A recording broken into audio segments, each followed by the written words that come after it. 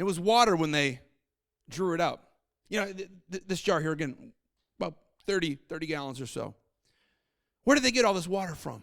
I mean, 6 of these, that's 180 gallons of water. Now they could have had a river nearby, but most likely they had to get this out of a well.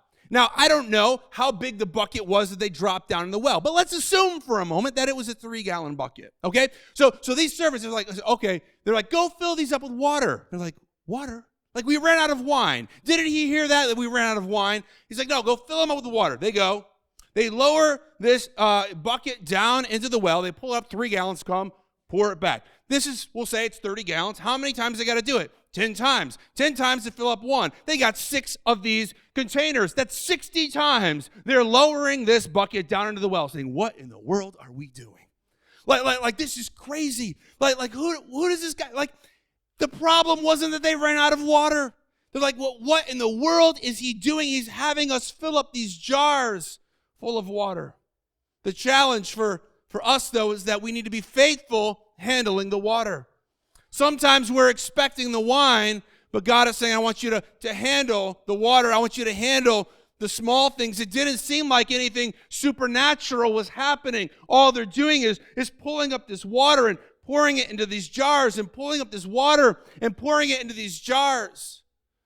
Can our cry be said, God, I will do what you tell me to, even if it seems silly, even if it seems absurd? They probably had to make 60 trips from the well, filling up these jars, just scooping water.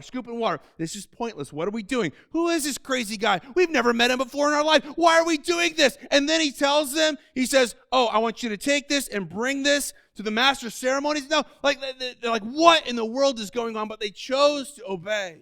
It says in James chapter 2, verse 17, it says, so also faith by itself, if it does not have works, is dead. See, our faith, we can believe all we want, but if we don't put that faith into action, it is dead.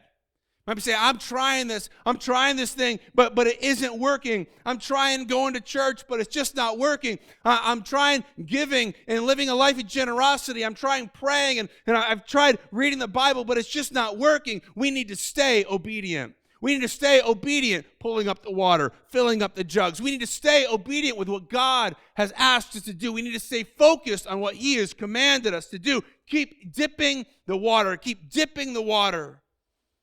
Now, some of you may come to church and you may say, oh, I believe in God. You may say you believe all day long, but in your notes, if you don't act on your faith, then your faith is dead.